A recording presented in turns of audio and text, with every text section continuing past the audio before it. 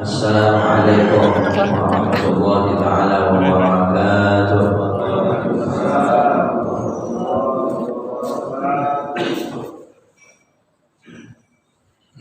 Nastafihul jalsata mithla ma nawahu ahluna wa asrafuna wa aba'una salihun. Allahu yudkhilu niyatina fi niyatihim wa a'malana fi a'malihim wa maqasidana fi maqasidihim. Al-Fatihah ila hadratin Nabi Muhammadin sallallahu alaihi wasallam wa ala alihi wa ashabihi wa azwajihi wa dhurriyyatihi wa ahli baitihi ajma'in. Al-Fatihah bi niyyatin shalihan. Allah al-Karim yaftahu alaina futuhal arifin wa yufaqqihuna fid-din wa yu'allimuna at-ta'wil wa yahdina ila sawa'is sabil wa yufidu ala qulubina ma tafadahu ala qulubi ibadihi as-salihin. Allah al-Karim yarzuquna kamal al-ikhlas wal yaqin wa yaj'aluna min ibadihi al-muttaqin. وعلى كل نياتنا الصالحة. الفاتحة. أعوذ بالله من الشيطان الرجيم. بسم الله الرحمن الرحيم. الحمد لله رب العالمين الرحمن الرحيم مالك يوم الدين. إياك نعبد وإياك نستعين. اهدنا الصراط المستقيم صراط الذين أنعمت عليهم غير المغضوب عليهم ولا الضالين. آمين. اللهم صل وسلم وبارك عليه وعلى آله وصحبه. مولاي صل وسلم دائما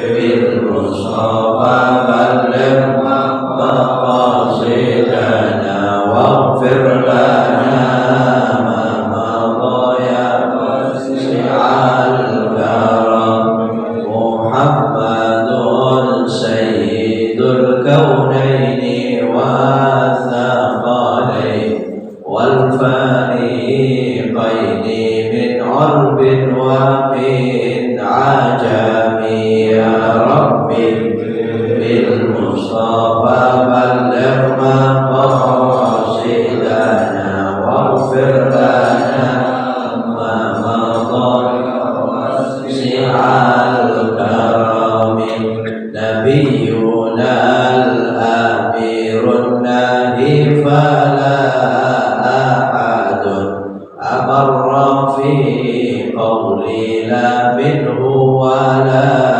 نعم يا رب بالمصطفى بلغ مقاصدنا واغفر لنا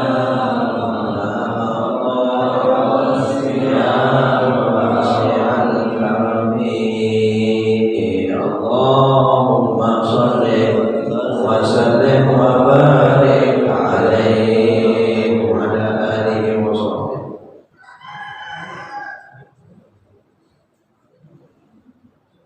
Bismillahirrahmanirrahim. Hari kita ya hanya saling mengingatkan saja ya, sesampai-sampainya bicara. Oke, nanti tentang ilmu fikihnya ada di akhir sebagai tanya jawab saja barangkali ya, bisa diskusi tanya jawab ya, persilakan di akhir mungkin ketika waktunya berkenan. Bismillahirrahmanirrahim. Alhamdulillahirabbil alamin. Wa bihi nasta'in wa nastaghithu ala umuri dunya waddin. Wassalatu wassalamu ala habibina wa nabiyyina Muhammadin asyrafil anbiya'i wa sayyidil mursalin wa ala alihi wa ashabihi wa man tabi'ahum bi ihsanin ila yaumiddin. Subhanaka la ilma lana illa ma 'allamtana innaka antal alimul hakim. Rabbana shrah lana sudurana wa yassir lana umurana umurad dunya wal akhirah wahlul 'uqdatam min alsinatina yafqahu aqwalana. Hasbunallahu wa ni'mal wakil, ni'mal maula wa ni'mal nasir, wa la hawla wa la quwwata illa billahil aliyyil 'azim. Amma ba'd. Hadratul kurama wal fudala al ulama al aizza, segenap asatidzah, ustadzat, para muallimin muallimat, wabil khusus segenap takmir dan pengurus Masjid Baitur Rahman Komplek Pondok Langkang Permai.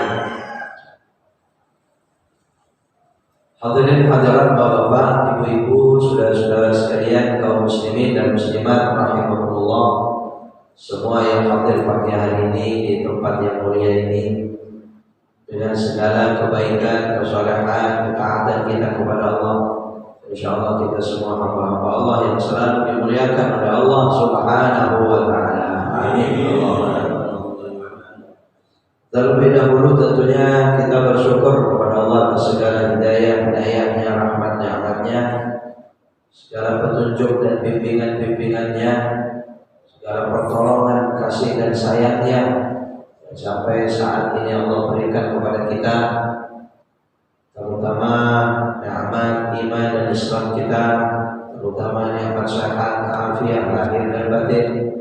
InsyaAllah yang hadir ini senantiasa sehat afiat jasmani dan rohani. Hari-hari mendatang bisa meningkatkan ibadah kita, ketaatan kita kepada Allah. Dan ketika kita beribadah, ketika kita melaksanakan perintahnya, akan terasa nikmat dengan sehat tersebut, insya Allah. Semoga amal soleh ibadah kita diterima oleh Allah Subhanahu wa Ta'ala. Amin, Allahumma amin. Hadirin Bapak-bapak, saudara-saudara sekalian,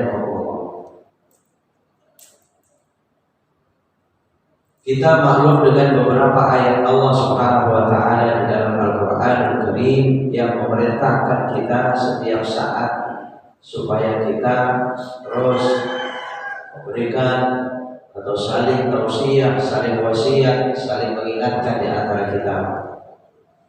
Siapapun kita dengan cara kita, ya. Jadi kalimat wa tawassaw bil haqqi wa tawassaw bis sabr itu tidak terbatas. Tidak ada batasannya di sini. Sekalipun nanti dalam ayat lain, wal takum minkum ummatun yad'una ilal khair, itu seolah seperti dibatasi minkum, sebagian kalian yang harus mengajak kepada kebaikan dan mencegah keburukan, amar ma'ruf nahi munkar. Ya. Tetapi ketika tawassul, ada beberapa kali dalam Al-Quran itu, nah ini saling wasiat, namanya saling, Pak. Kalau saling itu kan, ya bukan satu saja, ya semua. Nah, ini yang kita jalani, yang kita jalankan, yang kita amalkan di mana saja. Cuma permasalahannya ya kadang-kadang kita menemui situasi yang kurang enak, kita dalam pandangan kita ya, kita menyampaikan kebaikan justru diterima dengan keburukan. Ada nggak kadang semacam itu? Keinginan kita menasehati supaya dia menerima dengan baik, malah kebalikannya yang terjadi. Ya, ujian bagi kita semua. Maka dalam kesempatan pagi hari ini tidak ada lain mari kita saling berpesan di antara kita dalam kebaikan, dalam kesalahan, dalam keimanan, ketakwaan kita kepada Allah Subhanahu wa Ta'ala. Dalam suatu hadis Nabi, saya teringat hadisnya itu panjang sekali, namun salah satunya ketika Nabi Shallallahu Alaihi Wasallam bersabda, Inna dunya hulwatun khadirah. Sering sebenarnya hadis ini ditemukan kajiannya kita, ya. Nabi pernah bersabda, sesungguhnya dunia ini manis, dunia ini hijau. Khadirah itu akhbar, itu artinya hijau. Tapi ini terasa manis dan hijau, terasa hijau dan manis itu tidak kepada semua orang. Betul tidak? Hari ini terasa manis, bisa jadi besok berubah, malah merasa pahit. Betul ya? Hari ini mungkin terlihat hijau, subur, indah. Besok bisa jadi sudah mulai berkuning, bahkan kering. Sabda Nabi Muhammad SAW. Nah, kemudian beliau mengingatkan, wa innallaha mustakhlifukum fiha, fanadhirun kaifa ta'malun. Sedangkan Allah Subhanahu wa Ta'ala menjadikan kalian itu sebagai pemimpin dunia itu. Khilafah, mustakhlif, khalifah, itu pemimpin, Pak. Kita yang memimpin bumi ini manusia. Ya kalau namanya kita yang memimpin kan terserah mau diapain. Kalau dunia kita pimpin dengan baik, maka dia akan datang kepada kita dengan baik. Tapi berapa banyak manusia tidak mampu memimpinnya dengan baik, makanya akhirnya dunia itu datang dengan buruk kepada orang tersebut. Ini mustakhlifukum fiha. Kemudian kata Nabi, fanadhirun kaifa ta'malun. Dia Allah Subhanahu wa Ta'ala terus-menerus mengintai, melihat, memperhatikan kaifa ta'malun. Bagaimana kalian melakukannya? Bagaimana memperlakukan dunia? Hampir dari bangun tidur sampai tidur lagi, Pak. Ya mana yang tidak dunia? Sekalipun itu ada dunia yang terbawa ibadah, sekalipun juga ada ibadah yang tahta yang kita lakukan. Kemudian Bapak-bapak saudara-saudara sekalian, Rasulullah selanjutnya itu Nabi SAW bersabda, wa'lam anna lin-nasi tabaqatun syatta. Ay kama qala Rasulullah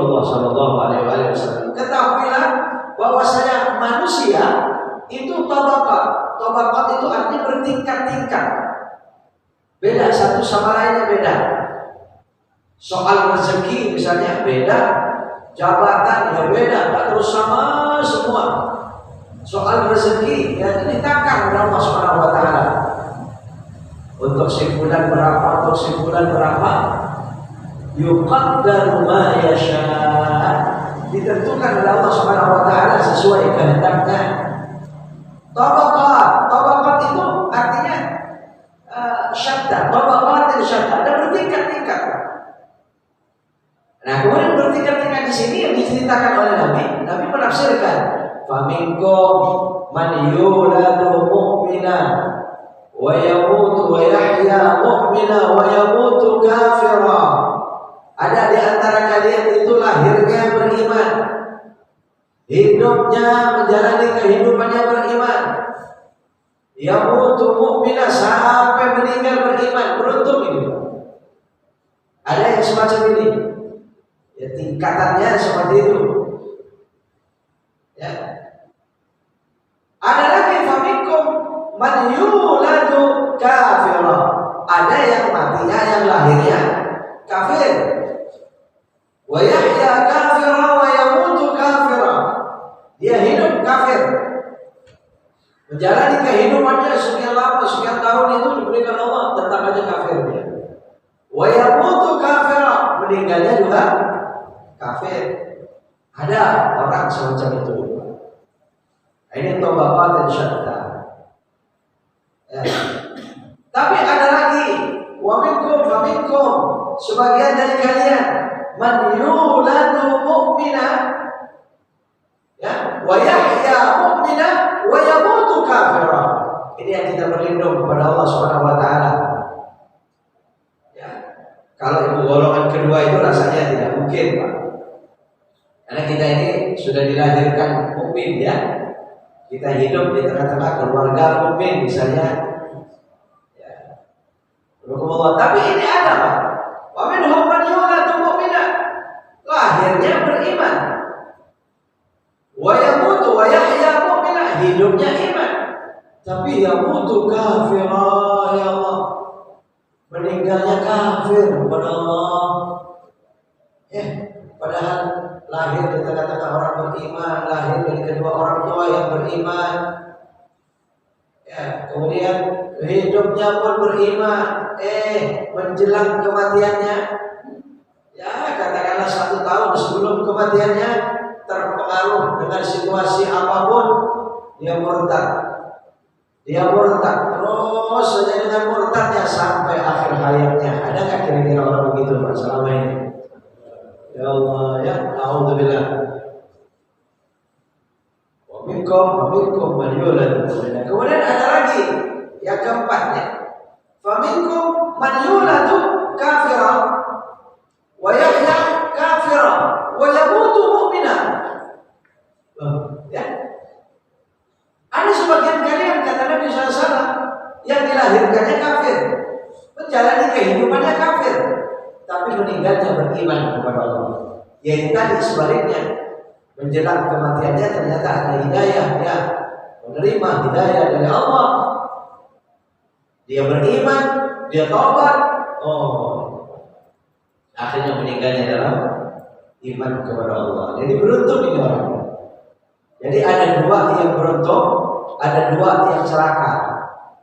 Cuman kalau kita orang beriman, itu yang mudah-mudahan kelompok yang pertama yang tadi, ya, kita lahir iman, hidup iman, meninggal dalam keadaan iman. Ini yang kita inginkan, Pak. Paling tidaknya, ya sekalipun mungkin dari awal tidak beriman, sebenarnya bahasanya lagi bukan soal iman, Pak, tapi ya kita hidupnya itu berdosa, menjalani kehidupan berdosa, tetapi akhir kehidupannya bertobat dan meninggal dalam keadaan beriman. Nah, yang 2 ini ya jangan sampai lahirnya iman, hidupnya iman, tapi pada akhirnya dia meninggal su'ul khatimah. Dia berdosa, dia tidak beriman kepada Allah, meninggalnya. Apalagi yang kelompok kedua tadi itu tidak mungkin lahir ya kafir, hidup kafir, meninggal kafir, rasanya tidak. Cuma Nabi SAW bercerita tentang macam-macam orang, artinya tabaqatin syatta, orang yang tingkatannya manusia tingkatannya berbeda-beda satu sama lainnya. Iya, jangankan itu semua berbeda. Orang ahli ibadah saja berbeda. Ada ibadahnya yang tinggi, ada yang rendah, begitu kan? Jabatan kedudukannya di hadapan Allah. Bahkan orang yang sholat saja, sholatnya sama di tempat yang sama, makmum kepada imam yang sama. Iya, caranya dilihat sama, ternyata derajat sholatnya berbeda. Hadirin rahimakumullah. Bahkan perbedaannya dalam hadis itu dikatakan ma bainas samai wal ardh, antara langit dan bumi. Jadi bisa berbeda satu sama lainnya. Nah, kemudian kita saling berpesan, kita berhati-hati dalam kehidupan ini. Iya, Pak Nabi Shallallahu Alaihi Wasallam bersabda, firman Allah Subhanahu Wa Taala, kata Allah, Inni khalaqtu ibadi hunafa'a kullahum. Sesungguhnya aku ciptakan hambaku itu semua lurus. Jadi awal ciptaan kita ini tidak ada yang bengkok, Pak. Manusia tidak ada yang bengkok, termasuk yang kafir tadi. Lurus itu, dilahirkan, lihat itu hadis Nabi Sallallahu Alaihi Wasallam. Ya, setiap bayi lahir suci, betul ya? Setiap bayi lahir kata Nabi suci, itu tidak peduli bayi siapa ini. Mau kedua orang tuanya beriman atau kafir, tetap saja bayinya itu suci. Ya, semua hambaku aku ciptakan semua lurus. Tapi apa kata Nabi SAW? Kata Allah Subhanahu Wa Taala, firman Allah, wa innahum atathumush syayatin. Tapi dalam kehidupannya datanglah syaitan. Datang syaitan. Ya, fajtalathum an dinihim. Akhirnya syaitanlah yang berhasil menggelincirkan manusia itu dari agama mereka. Nah, di sini, Pak. Ya, akhirnya dari lurus tadi menjadi bengkok. Makanya kita mari saling berpesan, berhati-hati. Sedangkan syaitan ada hubungan ini, ya Allah, harusnya ya. Iya, kadang-kadang kita dibuat tidak sadar lakukan sesuatu ternyata salah. Padahal yang kita merasa itu benar ternyata salah. Makanya syaitan itu sampai nanti berhasilnya wa harramat alaihim ma ahlaltu lahum. Itu firman Allah dalam hadis qudsi ini. Jadi syaitan itu berhasil menjadikan kita itu mengharamkan yang halal, menghalalkan yang haram. Wa harramat alaihim ma ahlaltu lahum. Coba bayangkan bagaimana suatu yang haram itu dihalalkan. Ya sudah itu terus-menerus dilakukan itu, diambilnya itu. Ya, jangankan itu, Pak. Orang yang merasa haram saja tahu sebenarnya haram, masih saja kadang-kadang dipaksakan. Kenapa? Karena suka. Betul? Iya, Pak. Tahu itu sebenarnya haram, dipaksakan. Ya Allah, ya berapa banyak ini makanya ya Allah, Pak. Ya saya kayaknya ceritanya tuh rada kurang enak sebenarnya ini ya, tapi ambil suatu ibrah sajalah pelajaran ya. Ya mau Allah kepada kita kejadian-kejadian yang terjadi, fenomena-fenomena yang terjadi di tengah kita, Pak. Keanehan-keanehan yang terjadi, yang rasanya menurut akal itu tidak mungkin itu. Seharusnya tidak begitu, Sudah kita ambil suatu tiba. Ini syaitan, kuatnya syaitan itu. Kalau tadi sampai orang itu mengharamkan yang haram, mengharamkan yang halal, ini enggak sampai ke situ, Pak. Kalau sampai ke situ tidak dahsyat lagi. Dia akan sembarangan melakukan segala apapun dosa. Ya, dia akan berani dia. Kalau model orang semacam tadi tidak sampai ke situ, tetapi dia sebenarnya tahu haram, tapi tetap dilakukan. Yaitu tadi karena suka, karena hobi. Tidak mustahil itu pada saat melakukan dosa itu merasa ini saya dosa. Tapi diterusin nggak? Diterusin. Ada nggak orang begitu? Begitu dia melakukan itu dosa, tahu dia. Ya Allah, betapa menyakitinya Allah Subhanahu Wa Taala. Dia sangat menyakiti Allah. Kalau orang berdosa, melanggar kepada Allah, betul tidak? Sudah tahu, dia masih melanggar. Bagaimana Allah Subhanahu wa taala disakiti? Iya, makanya kalau orang melakukan dosa itu tidak tahu kalau itu dosa, itu bukan kesombongan dia melakukan dosa. Ya, tapi kalau dia melakukan dosa sudah tahu, ya dia sombong. Ya, seperti setan. Ya, setan itu dengan sombongnya dia durhaka kepada Allah Subhanahu wa taala. Makanya kan salahnya Nabi Adam itu kan syahwat. Dia tidak tahan dengan syahwatnya itu. Ya, melakukan salah Nabi Adam, tapi setan dengan sombongnya, Pak. Makanya lihat mana ada setan tobat. Hah? Pernah dengar nggak? Ada iblis tobat, Pak. Kalau iblis mau tobat ada. Ya, kalau iblis yang mau tobat itu ya manusia jadi iblis.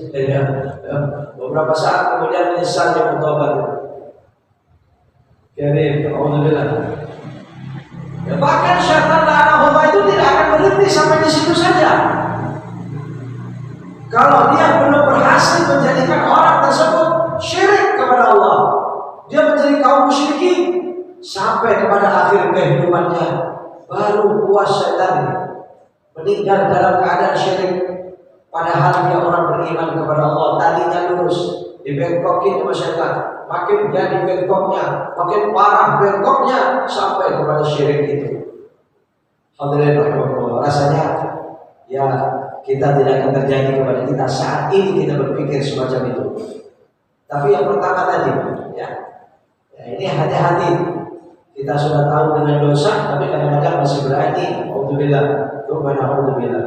Jadi kita saling memperkuat, ya, mengasah keimanan kita, mengingatkan, saling mengingatkan di antara kita.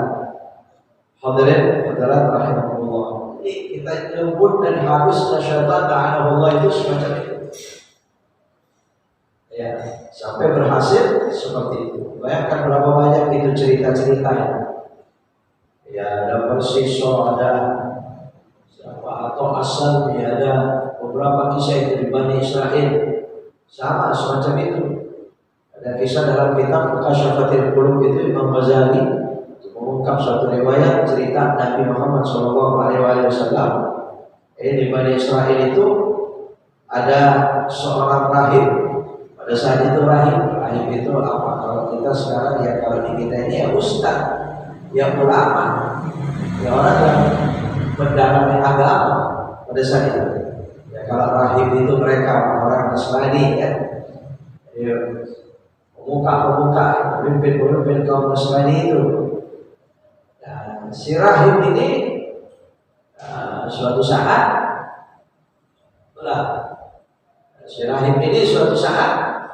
didatangi oleh orang yang ingin berobat kepada dia. Ya, datangi oleh orang yang ingin berobat kepada dia. Yang datang ini perempuan cantik. Ada wanita cantik sakit berobat kepada dia. Ya, kalau sekarang ini ya tabib, ya, ada tabib itu. Ya. Ternyata dia berpikir syahwatnya yang muncul. Cantik juga ini orang. Gak mustahil begitu kan, namanya manusia apa? Kapanpun, siapapun. Nah, disitulah syaitan la'anahullah. Nah, ini terus berjuang berusaha syaitan menggelitiknya ya. Akhirnya apa dia? Baik, saya akan obati, saya akan mencoba mengobati ya keluarga kau ini. Kita cantik tadi itu, silakan diopnam di sini, menginap beberapa lama di sini, saya akan obati. Ya, kemudian dia itu, Pak, enak berhari-hari bermalam-malam sekian lama, gelitik lagi sama syaitan. Iya, silakan engkau tiduri dia, zinahi dia. Terjadilah perzinahan itu, dan ternyata memang dia hamil. Berarti cukup lama ya menginapnya itu. Ya, begitu sudah hamil dia ketakutan. Oh, setan memberikan cara lagi setan. Jangan takut. Jangan takut, ada cara. Sudah, bunuh saja dia, kubur saja dia. Nanti kalau keluarganya datang, kasih tahu saja bahwasanya dia itu meninggal dan dikubur di sana. Hadirin rahimahullah. Ternyata setan ini datang kepada keluarganya. Loh, coba. Ini kerjaan setan ini ya, madu domba itu, memfitnah itu. Dia datang, dia kasih tahu dia bahwa anakmu itu dia hamil di sana, kemudian setelah hamil dibunuh, bukan diobati, dia sudah mati sekarang. Dan yang membunuhnya si rahim itu, si tabibnya itu. Dan kau datang ke sana. Akhirnya begitu datang ke sana, si tabib ini memberitahu bahwasanya dia sudah meninggal. Ternyata dia penyakitnya makin keras, makin parah, dan dia meninggal. Dia saya kubur di sini. Nggak percaya ini keluarganya ini karena sudah dikasih tahu oleh syaitan itu. Nggak percaya, terjadilah di situ akhirnya. Ya itulah si tabib ini disiksa. Dan dalam keadaan tersiksa semacam itu datang lagi syaitan ingin menolong si tabib ini.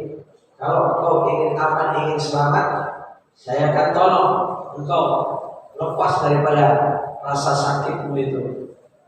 Iya, akhirnya kan nurut dia Pak. Apalagi lagi tersiksa itu Allah. Iya, akhirnya bukan ditolong, malah dibunuh, ya, dicekek, ya, dibunuh lah siapa? Iblis ini banyak. Akhirnya dia matilah dalam keadaan berdosa besar kepada Allah Subhanahu wa taala. Ya bahkan syirik kepada Allah. Nah, di sini keberhasilannya dalam kitab Muqasyaratul Qulub Imam Abi Habib Muhammad bin Muhammad Al-Ghazali itu menceritakan cerita semacam itu. Makanya Bapak Ibu Saudara-saudara sekalian, mari kita terus saling berpesan supaya kita tidak menjadi korban penipuan. Dia itu, mereka itu, ya, bagaimana melihat kita tidak melihat mereka, dan mereka itu bisa masuk ke dalam tubuh kita. Makanya makna daripada allati yuwaswisu fi sudurin nas, itu syaitan itu berada pada dalam diri kita. Jin sama, jin-jin jahat itu bisa masuk pada tubuh kita. Makanya kenapa ada orang dilemahkan pikirannya? Ya kesempatanlah. Lihat itu dalam Al-Quran surat Jin. Ketika Allah Subhanahu wa taala berfirman, "Qul uhiya ilayya annahu istama'a nafarun minal jin faqalu inna sami'na Qur'anan 'ajaba." Ya. Allah Rasulullah, Allah Subhanahu wa taala bercerita pada Nabi SAW, ya memang jin itu pernah mendengar bacaan Al-Quran yang kagum, jin ikut kagum sebenarnya. Qur'anan 'ajaba yahdi ila rusydi fa'amanna bih walan nusyrika bi rabbina ahada, yang memberikan petunjuk kepada kita pada jalan yang benar, dan kami tidak akan syirik kepada Allah Subhanahu wa taala dengan sesuatu apapun, dengan seorang pun. Wa annahu ta'ala jaddu rabbina mattakhadha sahibatan wala walada. Ya, dan Allah Subhanahu wa taala maha tinggi keagungannya. Ta'ala jaddu rabbina mattakhadha sahibatan wala walada. Allah tidak pernah menjadikan kawan perempuan. Sahibah itu istri, ya, sahibah itu istri. Jadi kadang-kadang istri itu ahlun, ya, abi. Kadang-kadang sahibah, kadang-kadang zaujah, ya. Ya, orang Arab banyak sahibah. Menyebutnya sahibah. Kenapa? Karena sahib itu artinya yang mempunyai. Sahibul bait artinya yang punya rumah. Sahibul hajat artinya yang punya hajat. Makanya istri, kalau seorang suami yang paling mempunyai suami ini ya istri. Yang paling mempunyai memiliki istri dan suami. Makanya disebutlah sahibah di situ ayat Al-Qur'an. Ya, mattakhadha sahibatan wala walada wa annahu kana yaqulu safihuna 'ala Allahi syatata. Dan mereka jin dan manusia itu suka mengatakan perkataan-perkataan yang berlebihan kepada Allah, perkataan yang sesat itu dikatakan kepada Allah. Ya. Kemudian Wa annahu kana rijalun minal insi wal jin ya'uduna birijalin minal jin. Ada sebagian orang dari manusia itu suka minta tolong kepada jin. Ini Allah yang bercerita semacam itu. Ini hati-hati nih. Ada orang kadang-kadang minta tolongnya justru malah kepada jin. Bahkan dalam tafsirnya itu diceritakan mulai dari dulu, ya zaman dulu itu ada, ya zaman Nabi SAW itu ada orang datang sekeluarga keluar dari tempat tinggalnya dan suatu hajat, ya akhirnya sampai di suatu lembah. Begitu satu lembah itu dia mengatakan, wahai penghuni lembah ini, ya selamatkan kita, selamatkan harta kita, ya tolonglah kita. Dia malah minta tolong kepada penghuni tempat itu. Ini tidak mustahil, tidak jarang Pak. Ada orang mau ke laut, ya gitu ya, orang nelayan misalnya, karena gelombang sedang besar, wah dia mengatakan, wahai penguasa laut. Yang dimaksud itu ya itu makhluk-makhluk halus itu katanya Pak. Ada nggak kira-kira begini? Iya. Nah, ini hati-hati nih, ada orang minta tolong kepada jin. Nggak boleh. Ya ya'uduna birijalin minal jin fazaduhum rahaqa. Lihat itu. Maka kalau ada orang minta tolong kepada jin, maka nanti jin itu akan semakin menjadikan manusia itu sesat. Iya Pak. Jadi kalau kita manggil jin sebenarnya begini, jin dan manusia itu tidak pernah nyatu ya. Dia nyatu. Kalau ada orang di situ jin pergi Pak. Ya, kalau orang itu pergi, jin baru datang di situ. Sebenarnya seperti itu awalnya. Kalau kita ke tempat itu, ke lembah itu misalnya, jin itu pergi sebenarnya, tetapi ternyata dipanggil oleh dia. Iya, coba dukun-dukun itu, ya kan? Apa yang dipanggil itu? Akhirnya datang dia, Pak. Dan yang datang itu bukan jin-jin yang beriman lagi, malah jin-jin jahatnya yang berebut datang. Nah, ini kalau kita hati-hati di sini. Lembutnya syaitan menjadikan kita akhirnya masuklah di pikiran kita. Kalau kita lemah, ya sudah di sini. Nanti kita menjadi orang-orang yang tertipu. Ya, dilemahkan oleh syaitan itu, naudzubillah, yang ada pada diri kita. Makanya Bapak Habib Muhammad bin Muhammad Al-Ghazali itu banyak mengingatkan kita, ya berhati-hati jika melakukan sesuatu itu suka salah dan kurang sadar. Bahkan sampai kepada hal yang mana yang harus didahulukan, mana yang harus diakhirkan, tertibnya kita berbuat itu sangat diperhatikan. Berhati-hati saudara sekalian, ini penting. Ya, ada kaidah yuqaddamu ma yafut ila ma la yafut. Mendahulukan perbuatan baik, sama-sama perbuatan baik. Kita dilema. Coba kita yang datang kepada kita dilema itu kan kadang-kadang ada dua keburukan yang harus kita pilih salah satunya. Ada dua kebaikan yang harus kita pilih salah satunya. Ada kadang-kadang dua sunnah. Di hadapan kita ada dua sunnah. Ada bahkan dua fardu kifayah. Ada kadang-kadang antara fardu kifayah dan fardu ain. Dua di hadapan kita. Ada lagi sama-sama fardu ain. Nah ini berhati-hati. Mari kita bahas kalau saudara-saudara sekalian Allah. Kalau kita lagi baca Quran, ya, kemudian dengar suara adzan, maka selama ini kita berhenti baca Quran, jawab adzan. Dua-duanya sama-sama sunnah. Mendengar suara adzan jangan sampai tidak dijawab. Keras itu soalnya ini sebenarnya kalau bahas fikih, nah fikihnya ini masih bab adzan. Setiap hari ya, baru mulai itu bab adzan. Panjang juga itu masih bab adzan ya. Bahasa ini Pak. Ini suatu contoh. Kalau kita dengar adzan, kita sedang baca Quran, maka berhentilah baca Qurannya. Jawab dulu adzan. Kenapa? Waktu adzan habis. Ya, hanya sekian itu Pak. Waktu baca Quran nggak pernah habis. Kalau baca Qurannya ditunda nanti masih bisa. Jawab adzan ditunda, apa bisa? habis azan kita jawab, kita azan namun kita jawab azan.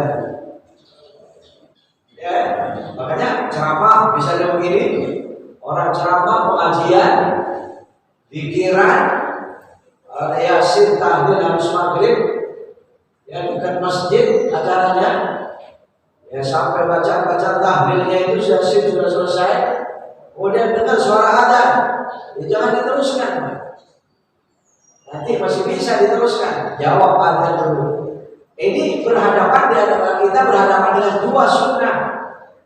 Ya, maka kalau dua sunnah, ya sudah. Yang habis waktunya. Ada kadang-kadang dua wajib. Yang satu waktunya habis, yang satu waktunya tidak habis. Berhati-hati kalau bapak-bapak, ibu-ibu, saudara sekalian berjanji di hari Kamis untuk dilakukan di hari Jumat. Kadang-kadang main janji aja. Besok Pak jam 12 ya. Padahal itu hari Kamis. Lupa dia kalau besok itu hari Jumat Pak. Besok Pak jam 12 siang ya. Ternyata Jumat. Bagaimana kalau harusnya menepati janji wajib, Jumatan wajib bagi laki-laki khususnya. Alhamdulillah. Nah ini yang mana ini? Kalau sudah sampai jam 12 itu yang dilakukan. Ya jelas Jumat. Menepati janjinya tadi itu sekalipun waktunya, itu masih bisa, nanti nggak bahaya Pak. Tinggal telepon aja, maaf Pak saya lupa kemarin itu hari Kamis, ini hari Jumat janji jam 12 Pak saya harus Jumatan Pak. Digeser ya jam 2, nanti kan bisa begitu Pak. Coba kalau Jumat digeser apa bisa? Satu masjid orang digeser itu bagaimana Pak? Ah ini jangan sampai tertipu kita. Habis kita yang janji, berarti janji dulu Jumatnya diganti dengan Zuhur, dia nggak bisa. Tidak bisa semacam itu, belum sampai kepada i'adah dengan sholat Zuhur itu Pak. Ibu rahmatullah ya. Kemudian ada contoh ya, kalau kita berhadapan dengan kedua orang tua, saya rasa kalau semuanya dimintain contoh itu akan ketemu contoh-contoh semua ya Pak ya. Berbeda-beda satu sama lainnya ya Ibu ya. Ada itu contohnya mesti benar. Dan ini nggak ada kitabnya ini, contoh-contoh semacam ini. Kita yang mencari. Coba silakan diingat-ingat. Barangkali kalau ada yang ingat nanti ada pernah dilema, suatu saat bingung mana yang harus dilakukan. Nah, nanti coba diceritakan. Ibu rahmatullah. Ya, kalau kita berhadapan dengan kedua orang tua, sama-sama wajib, ya kan? Sama-sama wajib kita. Mana yang harus kita dahulukan antara ayah dan ibu? Ibu. Ya Allah, kalau saya teringat itu wasiat-wasiat kiai dulu ya. Kalau kepulangan dari pesantren itu besok pulang, itu malam ini dikumpulkan.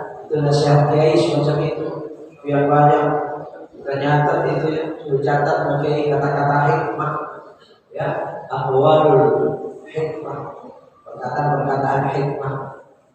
Catat itu diantaranya, kalau kalian pulang nanti sampai di rumah, ya yang harus dilakukan pertama, cari kedua orang tuamu. Cari di mana kedua orang tuamu. Ya, yang pertama cari ibumu. Itu kata kiai dulu. Cari ibumu. Kalau sedang duduk berdua, ya, yang disalami pertama siapa? Ibu. Baru ayah. Oh, itu wasiat kiai dulu ya. Dan ternyata memang begitu hadisnya, lihat itu. Ketika kata-kata ummuka nanti 3 kali. Tumma abaka, kemudian ayahmu sekali.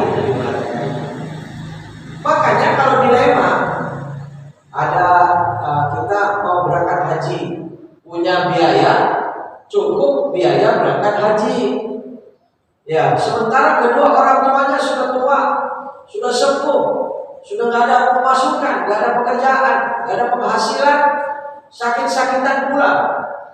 Kalau berangkat haji, ya bahaya ya orang tuanya. Ya, kalau dibuat biaya orang tuanya kepada kedua orang tuanya atau salah satunya, maka nggak cukup berangkat haji. Kan dilema ini Pak. Yang mana yang harus diutamakan ini? Sama-sama fardu ain. Betul ya? Sama-sama fardu ain. Maka ini tetap ibu, orang tua. Jangan dulu berangkat haji. Insya Allah kalau mengutamakan orang tua, karena nafkahnya anak kepada orang tua itu wajib. Wajib, bukan wajib ain. Bukan zakat, bukan sedekah. Ya, tapi nafkah. Ya. Kalau perhatian kepada orang tuanya, oh suatu saat Allah akan berikan rezeki, dimudahkan, Allah takdirkan sampai haji. Iya, dia berangkatnya tidak dosa. Tapi kalau tidak berangkat haji, menelantarkan orang tuanya, oh berangkat hajinya berdosa. Lah, coba berangkat haji membawa dosa. Sekalipun syarat rukunnya di sana dilakukan sah, tapi dia bercampur baur dengan dosa. Iya, jangan-jangan hajinya malah mardud, alhamdulillah. Dan kalau dia berangkat haji, bagaimana kedua orang tuanya yang sudah sakit-sakitan, sudah sembuh itu kalau meninggal? Kapan mau tobat, mau minta maafnya? Wah, nah ini suka dilema. Kita memilih yang mana yang harus didahulukan dalam kehidupannya. Ya, alhamdulillah. Ya. Banyak contoh-contoh semacam itu. Ada nggak yang dapat contoh Pak? Mungkin silakan cerita.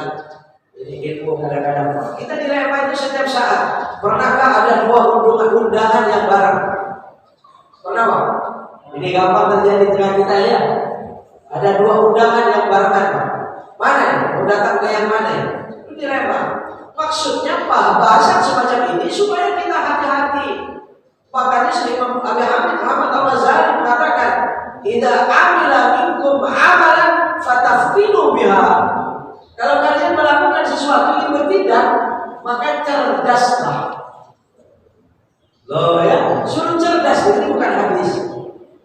Imam Abi Hamid Muhammad Al-Ghazali. Kalau tidak cerdas, ketipu kita. Yang mestinya didahulukan jadi dibelakangi.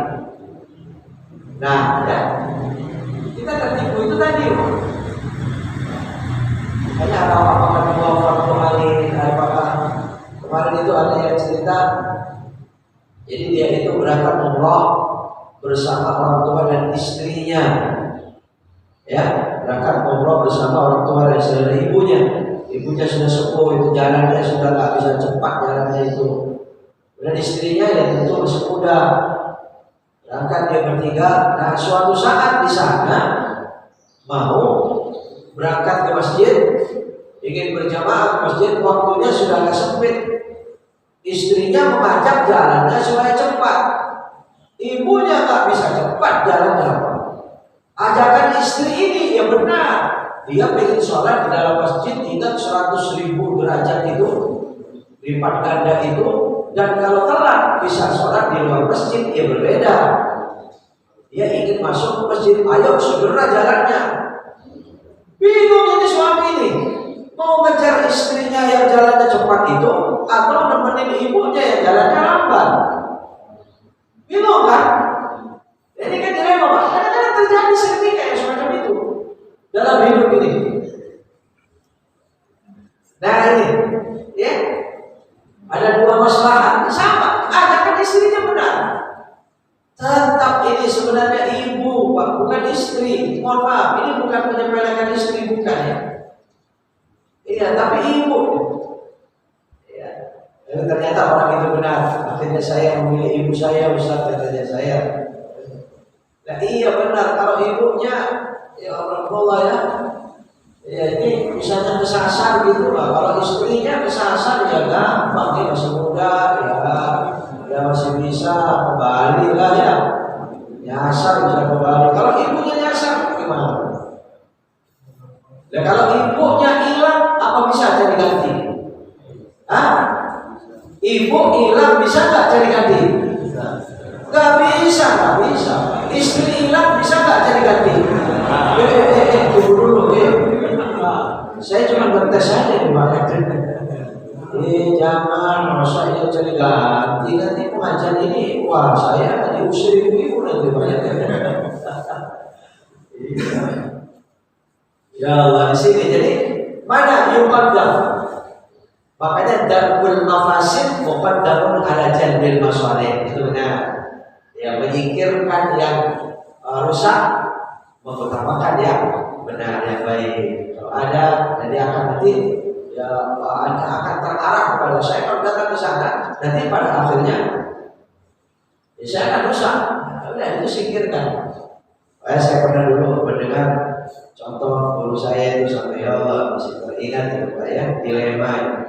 Kalau kita jadi sopir gitu ya, saya pernah membahas menyampaikan waktu itu sopir bus 50 orang, ada orang nyebrang ya tua lagi, nyebrangnya pelan, di sopir bingung dilema lagi, tabrak orang ini apa banting kanan atau kiri, jurang kanan kirinya itu, banting kanan nyelamatin satu orang, bahayain 60 orang, mati itu 50 orang itu, gara-gara nyelamatin satu orang. Itu nggak benar. Yang benar bagaimana? Bahaya yang kecil yang dilakukan menghindar daripada bahaya yang besar. Tabrak aja itu satu orang sengaja, nggak dosa walaupun mati. Karena kita membunuh orang kan di sini ya, menabrak sengaja kan? Ya bisa begitu Pak ya. Kenapa karena menyelamatkan tadi itu? Ini dilema-dilema semacam ini dalam hidup kita ini ada terus terjadi. Makanya kita harus cerdas. Ya, kembali kepada kaidah-kaidah usul fiqh semacam ini. Ya, pada hadis-hadis Nabi Shallallahu Alaihi Wasallam. Baik, Allah ya, sudah hampir 1 jam juga itu Pak ya. Nah, ini sudah isyraq, sudah masuk, syuruk sudah masuk. Hanya dengan sisa waktunya, ya silakan ditambahkan. Ya. Saya tidak bahas fikihnya secara khusus, namun saya teringat dalam dilema itu fikih sebenarnya ya. Itu bahasan fikih, mana yang harus ketentuan hukumnya, mana yang harus didahulukan. Ya, kadang dalam rumah tangga ya, ada bahasanya begini, hati-hati. Ya kalau saudara ini dia kadang-kadang memang belum tentu salah, cuma berakibatnya pada kerusakan itu. Jangan buang saudara itu seumur hidup saudara. Gara-gara istri, gara-gara suami, buang saudara. Banyak beda ya. Kalau kamu cerai dengan istrimu, dengan suamimu, udah kamu orang baik. Tapi apakah ada cerai dengan saudara? Kan kakak berada begitu. Padahal yang perkataan semacam ini, ya walaupun benar, tapi bisa menjadi fitnah. Akhirnya terjadilah sepele-sepele tadi. Istri sepele suami, suami sepele istri, begitu kan? Ya kalau suatu saat dilema, tinggal lihat penyebabnya apa dulu. Tinggal lihat dulu apa dulu. Ini kadang-kadang muncul perkataan-perkataan atau kejadian semacam itu. Ya. Baik, silakan sama ada yang lain.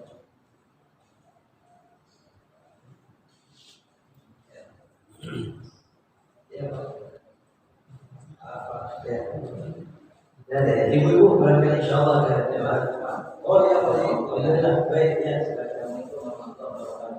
Assalamualaikum. Ya, baik. Bismillahirrahmanirrahim.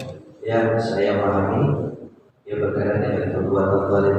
Memang ada zalim ini untuk dirinya sendiri, ada zalim kepada orang lain. Ya, sekalipun zalim kepada siapapun, pada hakikatnya kepada dirinya. Zalim kepada orang lain akan kembali kezaliman itu kepada dirinya.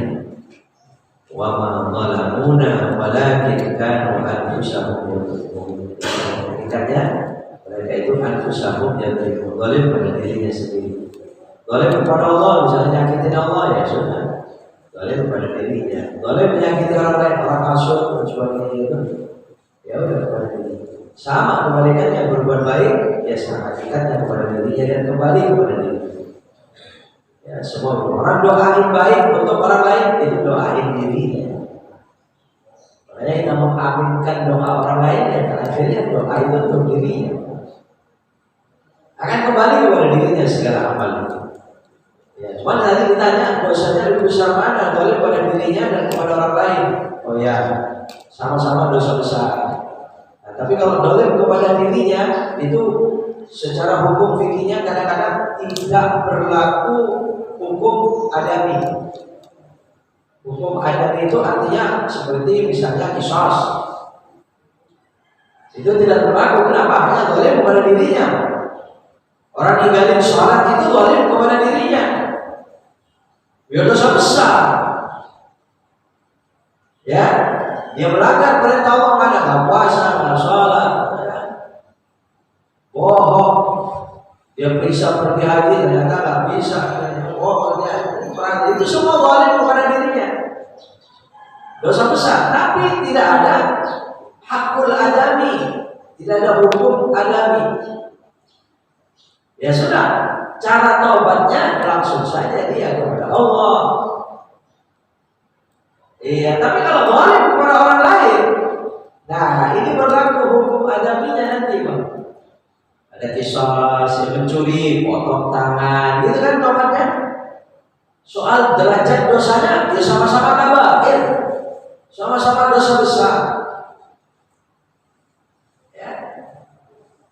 Menyakiti orang tuanya misalnya ya akul walidain, ya tidak akan diampuni oleh Allah sebelum minta maaf itu.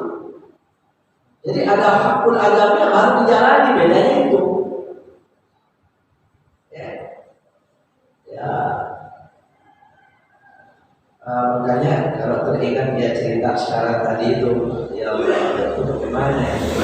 Orang berzina sekali saja, kalau dia ghairu muhsan itu harus dicampur 100 kali. Kalau dia bertahan hidup, dia hidup. Kalau dia tidak bisa bertahan hidup, mati ya mati. Seperti terjadi kepada putranya Sayyidina Umar pada saat itu, Abi Syahma, Abdullah alias Abi Syahma. Abdullah bin Umar alias Abi Syahma. Tapi Abdullah bin Umar bukan Abi Syahma saja, ada lagi yang lain. Ya, semua Abdullah bin Umar. Dicambuk 100 kali, disenderkan ke pohon kurma di depan Masjid Nabawi Madinah, cambuk oleh Al-Bojo itu sampai 100 kali. Ceritanya 10 kali cambukan saja itu merah badannya sudah berdarah-darah sudah 10 kali, Pak. Ya. Makanya saya bertanya, di Aceh itu berlaku hukum cambuk. Tapi dicambuknya begitu. Ada yang katanya mengatakan cambuknya itu nggak boleh angkat tangannya. Ya. Tapi dia ini tetap ini, nah bukunya cuma begitu. Jadi nggak kencang. Ya kalau kencang mah 10 kali aja. Apalagi pada saat itu dipakai kelapa kurma. Kelapa itu kalau sekarang ya lumayan. Walaupun lambat-lambat ini hukumannya semacam itu, kisahnya seperti itu, kezaliman. Hanya kemasa berzina sampai 12 orang akhir, ya Allah. Dan kalau itu ghairu zina muhsan harus dirajam sampai mati. Iya.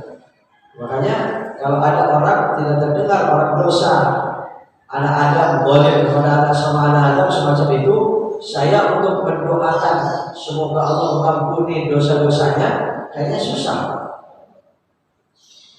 Bagaimana?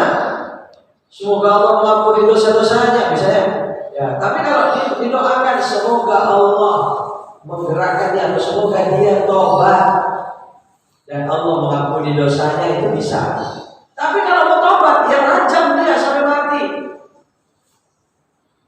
Iya, cuma di Indonesia tidak berlaku hukum ini, Pak. Kalau ini dilakukan, ya kena HAM.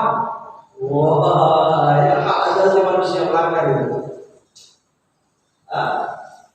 Iya, orang tersebut ini yang lagi heboh sekarang itu mesti dirajam itu.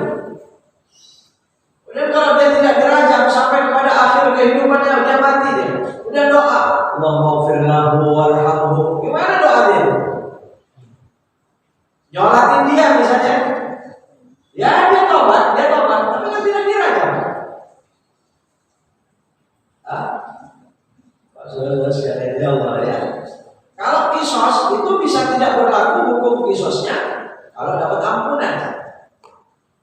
Iya, kalau hukum perzinahan atau dosa, ya hukuman dari perzinahan ini siapa yang memaafkan? Apalagi sampai hamil sampai, ya itulah yang terjadi kepada Abi Syahmah. Karena perempuannya datang membawa bayi pada Sayyidina Umar, ini cucumu wahai Amirul Mukminin. Gitu. Bagaikan ditombak Sayyidina Umar mengatakan begitu. Ya jadi dolim. Ya sama-sama khawatir, baik dolim kepada dirinya, dolim kepada orang lain. Cuma bedanya itu. Kalau dolim kepada orang lain bisa berlaku kisos. Dolim kepada dirinya tidak ada kisos. Makanya mestinya orang mencuri itu jangan ketahuan orang. Kalau nggak ketahuan ya dia tinggal ya datang rahasia minta maaf, kembalikan barangnya. Kalau dia terima, kemudian dia memaafkan, kemudian tobat saja kepada Allah Subhanahu Wa Taala. Terima. Tapi kalau ada orang tahu, sudah ketahuan hakim, berlakulah kisos. Makanya seorang sahabat, ada laki, ada perempuan itu datang kepada Nabi Sallallahu Alaihi Wasallam. Saya berzina ya Rasulullah. Ada wanita ini lagi hamil. Saya hamil berzina ya Rasulullah. Hukum saya. Nabi melengos. Tidak mau orang. Tapi ngejar orang itu. Hukum saya ya Rasulullah. Kita dihukum. Bayangkan. Saking takutnya dalam berdosa ya sudah. Saking pengennya dia tobat. Maksud Nabi melengos itu supaya dia tidak cerita. Kalau cerita kepada Nabi penegak hukum ya berlaku. Karena dia maksa terus ya wanita ini ya minta. Padahal dia ingin segera dihukumnya itu. Nabi tidak mau melakukan itu. Tunggu lahir dulu. Tunggu anaknya sekian umurnya dulu. Begitu anaknya sudah bisa dilepas, ya hidupnya itu istilahnya baru kisos itu terjadi. Ini jadi kalau balik kepada orang lain itu ya Pak ya. Iya, sama-sama kabair, sama-sama dosa besar dan pada hakikatnya semua perbuatan zalim pada orang lain pun itu hakikatnya untuk dirinya sendiri. Ya Allah, alhamdulillah, mudah-mudahan makanya orang yang pencuri itu Pak iya kalau satu orang, kalau banyak orang gimana itu ada. Mau tanya silakan yang lain.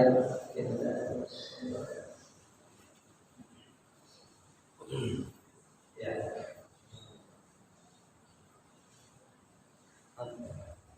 Oh, saya ada baik Pak. Mudah-mudahan terdengar agak keras. Assalamualaikum warahmatullahi wabarakatuh. Waalaikumsalam. Hukum makmum nih tadi. Kita jadi makmum kan. Baik. Kalau imam Allahu Akbarnya masih berdiri kan banyak saya kemarin sholat di Rawang tadi. Imam masih berdiri udah Allahu Akbar. Nah makmum yang lain kan otomatis pada mendahulukan imam tadi. Nah itu kadang-kadang terus kalau misalnya mau tahiyat imamnya panjang kan Allahu Akbar. Jadi ada yang kadang-kadang berdiri, ada yang enggak khusyuk. Itu hukumnya gimana tadi? Terima kasih tadi. Iya betul, ini penting sekali Pak. Ya Allah ya, kadang-kadang kita ingin sempurna sholat kita. Kalau menjadikan tidak sempurna, ada sebab yang datang dari orang lain, ya, yang pada hakikatnya pada akhirnya nanti memang kita juga yang menjadi penyebabnya kurang perhatian misalnya. Ya, jadi kalau mendapatkan imam semacam itu, ya kita harus memperhatikan imamnya ini bertua, ya. Cuman kalau masalah tadi yang berdiri kemudian takbirnya duluan, gerakannya belakangan, itu memang suka ada. Saya mendapatkan orang itu. Dia mau rukuk itu Allahu Akbar, baru dia rukuk, baru jalan, gitu ya? Iya. Iya, yang makmum karena sudah mendengar Allahu Akbar, sudah selesai barangnya itu sebelah sana, udah rukuk semua. Nah kalau nanti sallallahu alaihi wasallam begitu lagi, wah duluan terus itu makmum baru Sami Allahu liman hamidah, padahal dia baru bangun. Makmumnya udah duluan. Apalagi sujud jauh banget itu. Allahu Akbar, baru turun dia. Makmum udah dari tadi nyampe. Sampai. Nah iya, duluan itu. Aduh, itu ya Allah. Ya kalau nggak tahu kan memang nggak tahu, udah dimaaf ya Allah. Makanya kalau kita bisa, saya lagi bisa. Begitu imam takbir itu coba lihat imam. Kalau di belakangnya mesti kelihatan, yang di belakang jauh itu bagaimana? Makanya ini jelas kesalahan imam itu. Kesalahan imam kurang pas untuk semacam itu. Tapi permasalahannya karena imam ini darurat, masalahnya lagi sakit, itu bengkulnya apa. Ini pelan-pelan ya. Makanya disunahkan diharuskan takbirnya panjang. Panjangin takbirnya Allahu Akbar. Makmum tidak mungkin bergerak sebelum benar kembali, iya kan? Gak akan pernah salah makmum. Ini pendek takbirnya Allahu Akbar. Ya Allah liman hamidah. Sujud aja turun dan berdiri di sujud, pendek banget. Allahu Akbar. Baru turun dia. Ini kesalahan imam. Ini kesalahan imam. Iya, justru yang banyak imam yang pandai cerdas itu, ya perbuatannya duluan, ya kan? Nyampe duluan baru takbir. Jangan sebaliknya, itu kesalahan imam ya. Bikin makmum duluan itu kan, rusak itu jamaahnya makmum. Ya, makanya makmum perhatian ya kalau melihat imamnya sudah sepuh misalnya ya. Katanya dia takbir pertamanya ruku itu gimana dia? Oh dia nyampe duluan baru takbir, nah itu benar. Oh ternyata takbir duluan baru, ya sudah kita perhatikan dia. Allahu Akbar, jangan ruku dulu, baru beberapa saat ruku. Tapi repot lagi nanti kalau imamnya ini sudah Allahu Akbarnya duluan, baru bergerak ruku, sampai ruku langsung bangun lagi pak, makmumnya belum ruku itu. Iya, rupanya Allahu Akbarnya itu cepat, kemudian sambil bergerak itu sudah subhanallahil azim wa bihamdihi sambil gerak. Ya sudah nyampe langsung berdiri lagi. Aduh ini rusak ini. Salat dan sholat ini gak ada tumaninanya. Ini orang kalau semacam ini sama sekali tidak berhak jadi imam. Harus tegas, kalau ada semacam itu jangan dimakmumin. Cari imam lain. Bahaya. Kalau terus semacam itu, Pak, insya Allah tidak ada di kita ya, cuma itu suatu kejadian aja barangkali. Tapi kalau ada makmum yang mengerti, ya harus kasih tahu, Pak, jangan dibiarkan. Mau terima mau tidak, kasih tahu dia. Kalau terjadi semacam itu, Pak, kasihan terus makmum dia yang di belakangnya langsung melihat imam saf yang pertama. Kalau jauh di sana, Jumat misalnya. Ya makanya saya agak penjelasannya pokoknya takbir itu, takbir intifal, takbir pindah rukun itu berbarengan dengan geraknya, barnya itu bareng dengan sampainya. Itu pertama semacam itu. Allahu Akbar, Sami Allahu liman hamidah. Itu Pak. Ya kalau di Makkah itu kan pakai mutawwib, ya iya imamnya kayak begitu. Ya, Allahu Akbar gitu kan. Ya itu jelas itu belakangnya, wah itu bagus sekali itu. Akhirnya dengan mutawwib itu kan. Ya. Lalu imamnya, ya Allah, Rabbana walakal hamd. Begitu kan? Kita kalau dulu imam. Jadi kalau berangkat ini agak telat itu Pak, itu nggak masalah. Tapi kalau diduluin, wah itu bahaya. Apalagi sampai 3 kali, Imam Syafi'i batal. Ya sholatnya batal kalau diteruskan. Betul Pak, ini penting. Jadi kalau ketemu imam semacam itu, ya tolong kasih tahu kalau dia sombong dari begitu, silakan jadi imam. Kalau terus-menerus semacam itu, jangan dimakmumin. Repotnya, nah kalau ada suatu masjid maunya dia terus yang maju, Nah ini yang repot ini. Ya itu seperti cerita yang saya sampaikan. Ada masjid merasa punya dia. Ya, top dia yang bangun katanya itu ya. Makanya dia terus jadi lebih repot itu orang sekitarnya yang datang itu makmum kayak begitu, nggak makmum pengen berjamaah dulu ya. Ya ini tidak. Kemudian itu yang saya pahami. Apalagi tadi Pak? Udah ya. Cuma itu kan kalau pas dia tahiyat mau duduk dia panjang kan Allah. Makmum pada berdiri kadang ada yang nggak mungkin ada yang kusuk. Seharusnya duduk jadi kan dia panjang Allah Akbar. Nah, makmum itu duluan hampir. Iya, akhirnya mau ada yang berdiri ada yang nggak kusuk gitu. Nah itu yang saya maksud itu lihat imam. Pokoknya itu tadi yang bagus itu. Kalau sebelum yang bergerak, ya. Kalau sebelum haliman hamidah, sebelum dam, itu jangan bergerak. Itu baru benar Pak. Walaupun imam takbirnya panjang, karena dia bangunnya pelan-pelan kan, pelan-pelan pada punya sakit ya. Allahu Akbar. Jangan bergerak dulu makmum. Kalau bergerak dulu, ya itu yang terjadi. Makmum biasa gerakannya cepat, imamnya lambat, ya duluan ya. Kalau terus sering seperti itu kan banyak salahnya. Ya. Perhatian, makmum itu selalu perhatian kepada gerakan imam bacaan. Baik, Pak, ini impaknya. Satu lagi kan? Oh ya Pak, Kan? Kalau wudu nggak sempurna nih kan? Wudu kan harus sempurna ya tadi. Kalau nggak sempurna misalnya nggak kena tangan gitu tadi. Saya bareng sama orang nih kebetulan sama orang. Kebetulan pas jadi imam lah kita. Jadi wudunya seperti anak-anak gitu. Asal tangan tuh nggak sampai semua gitu. Sholat dia jadi imam tak, jadi bingung nih tak. Waduh, kok jadi imam nih? Nah itu hukumnya gimana? Kita yang jadi imam tak. Saya ngalamin saya ngalamin sendiri. Jadi wudunya bareng sama saya, wudunya seperti anak-anak tuh, saya basah gitu, mungkin nggak sampai sini sampai situ. Gitu. Setelah itu sholat bareng, dia jadi imam banyak makmumnya lagi kan. Nah saya bingung kan, waduh, ini wudunya begini kok. Jadi imam macam-macam ya. Nah, pertanyaan sendiri ibadah kita aduh gimana nih gitu. Iya. Ini kejadian-kejadian begini dulu ya. Karena kita lihat di mana ini ya.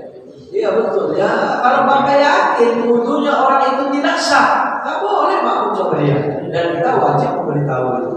Jangan-jangan dia memegangkan diri. Bagaimana kita yakin wudunya orang itu tidak sah? Walaupun yang detail bacaannya bagus, makanya itulah kita tidak boleh diam melihat orang salah. Kalau kita diam yang disalahin. Kita jauh-jauh nih pengen makmum kan. Setelah kita begitu lah, kita jadi nggak makmum jadi. Iya. Lebih baik nggak makmum daripada makmum kepada imam yang tidak sah wudunya. Kalau nggak itu orang lain itu mungkin tidak tempat. Kalau sudah tahu nggak sama Pak, itu kan tidak mengesahkan sholat, wudunya tidak sah, betul tidak? Kecuali hanya tidak sempurna, misalnya dia cuma basuhnya sekali, mestinya 3 kali, kan? Tapi sudah cukup, berarti sah kan? Ya silakan dulu. Cuma tidak disebab ya, cepat-cepatan. Wudu sambil ngobrol, tapi basuhannya sudah cukup. Nah itu silakan jadi imam masih boleh. Ya, tapi kalau melihat wudunya tidak sesuai dengan itu, makanya ya jadi suci tangan itu. Memang wudu di samping kita, kerannya ada kan, dan banyak. Dan kita lihat, kok cara wudunya begitu dia. Asal kelihatannya ya, mau begini-begini aja tangannya, nggak diusap-usap, nggak dilus-lus namanya. Sikunya belakang sikunya itu yang keriput ya tekuk mestinya disampaikan dengan tangan atau nyampe tangan kiri kita itu putar dan yang lipat di tekukannya ini lurusin harus sampai sih. Dan harus nyata lewat dari siku.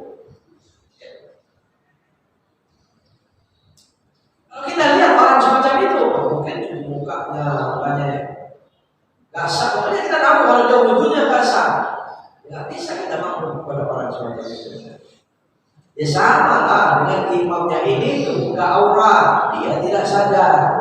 Kita di belakangnya yang sadar, batal dia sholatnya, maka nggak boleh kita terusin.